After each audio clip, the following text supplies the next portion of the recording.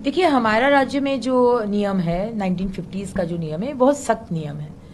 और हम लोग ये भी नहीं बोल रहे कि जो बिजनेस चल रहे हैं उसको बंद करना है, लेकिन हमारा स्ट्रिक्ट नियम जो 1950s का नियम में ही लिखा हुआ है, 14 साल के नीचे के कैटल को काटा नहीं जाएगा।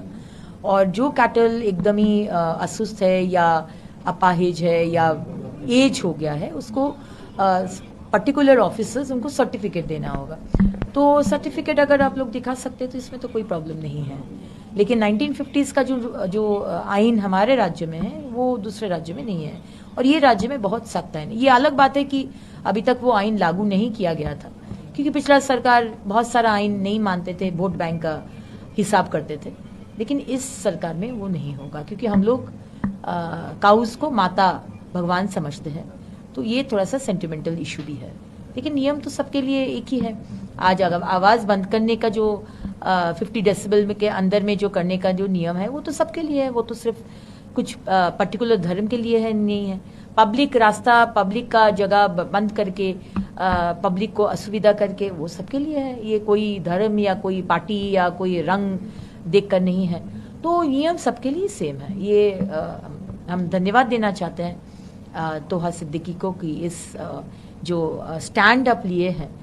मुझे लगता है कि ये एक बड़ा फोकस के लिए, बड़ा जो हम लोग राज्य को बहुत आगे लेके जाना चाहते हैं, क्योंकि बहुत टाइम लॉस हो गया। 15 साल, उसके आगे 34 साल, 50 साल के ऊपर बंगाल को कुछ नहीं मिला। और बंगाल को नहीं मिला माने हिंदू को भी नहीं मिला, मुसलमान को भी नहीं मिला। तो आइए सब एक साथ थोड़ा सा कॉम्प्रोमाइज, थोड़ा सा एडजस्टमेंट करके राज्य को आगे लेके जाए सब, ताकि हम लोग का, हमारे संतान लोग का, सबका अच्छा हो, सबका भलाई हो।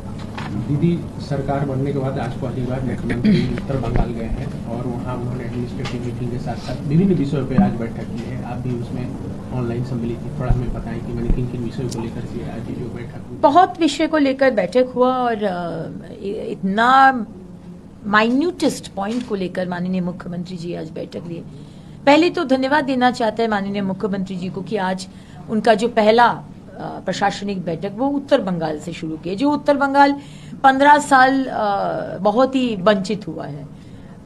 पिछला सरकार उत्तर बंगाल को सिर्फ कुछ नहीं दिया है और सिर्फ प्रॉमिसेस दिए थे। तो पहला बैठक वहाँ करने के लिए बहुत बहुत धन्यवाद माननीय मुख्यमंत्री जी को। और उसके साथ साथ जो पॉइंट्स उन्होंने उठाए, माने माइन्यूटेस्ट पॉइंट, आज पानी का समस्या, आज ड्रेनेज का समस्या, सामने मॉनसून है तो हमारे डिपार्टमेंट को पूरा देखने के लिए आवेदन किया है, ताकि पिछला बार जो बड़ा संकट हुआ था नॉर्थ बंगाल में वो इस बार एकदम ही ना हो। रास्ता का प्रॉब्लम, आज हमारे चाय के जो कर्मी लोग हैं, चाय बागान के, उनके लिए जो योजना जो कम्प्लीटली उन लोग को धोखा दिया पिछला सरकार, उनके लिए ये करना, डेवलपमेंट का काम करना, हर विषय में।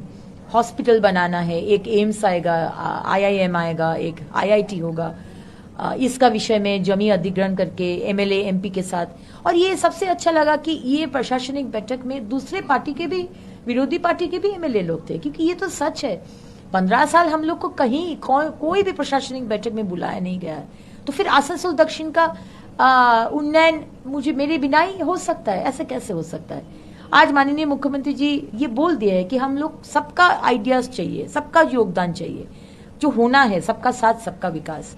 तो बहुत ही अच्छा बैठक हुआ। सारे DM अधिकारी, chief secretary, home secretary, everybody, सब कोई था उधर, और सांसद भी थे। बहुत अच्छा हुआ बैठक। दीदी, आज शाम को नवान्नों में CM रहेंगे, साथ ही यूनियन MO सुगंध मजूमदार, जो बॉर्डर फेंसिंग वाली विषय है, जमीन एक्विजिशन को लेकर के, उसी को लेकर बैठक है, क्या कहेंगी? और कितनी तीव्र गति से ये जो फेंसिंग वाला काम है आपकी सरकार? देखिए, हमारे संकल्प पत्रक में ही हम लोग बोले थे कि हम लोग डेडलाइन दे दिए थे, इतना दिन में अन्नपूर्णा योजना का जो बेनिफिट आपको मिलेगा, इतना दिन में 7th पे कमीशन चालू करेंगे, इतना दिन में हम लोग इंटरनेशनल फेंसिंग शुरू कर देंगे। और वही हुआ है, एक भी बिफोर टाइम सब कुछ हो जा रहा है। हमारे मुख्यमंत्री इतना फास्ट और इतना डायनामिज्म से काम कर रहे हैं। और ऑलरेडी ये बता दिया गया है, आज भी बैठक है।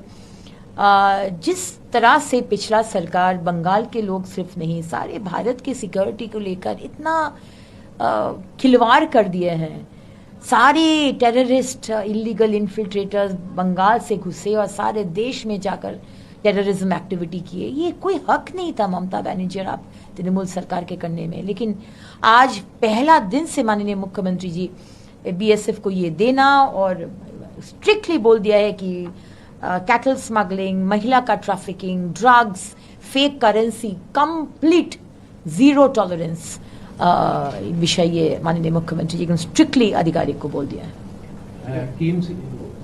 केएमसी ने अपने निर्देश के अनुसार जो भी इलीगल सिटी में कंस्ट्रक्शन हुआ है उसमें जो नाम आ रहा है अभी अभिषेक बनर्जी के घर का जो नोटिस दिया गया है, क्या कहेंगे दीदी इसमें? इसमें कहने का कोई विषय नहीं है। अभिषेक बनर्जी हमारे भारतीय न्याय संहिता या हमारे देश के रूल्स के ऊपर तो नहीं है, हम भी ऊपर नहीं है, हमारे ऑनरेबल चीफ मिनिस्टर भी ऊपर नहीं है, ममता बनर्जी और अभिषेक बनर्जी भी ऊपर नहीं है।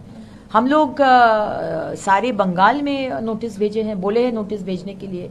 जो जो इलीगल बिल्डिंग जिसमें कोई पेपर नहीं है, कोई डॉक्यूमेंट नहीं है, फायर लाइसेंस नहीं है, जिसमें कमर्शियल एक्टिविटी चल रहा है, और नोटिस भेजेंगे हम लोग। नोटिस भेजकर आपको टाइम देंगे। फायर लाइसेंस नहीं है, आप लोग फायर लाइसेंस ले लीजिए। ट्रेड लाइसेंस नहीं है, आप लोग ट्रेड लाइसेंस ले लीजिए।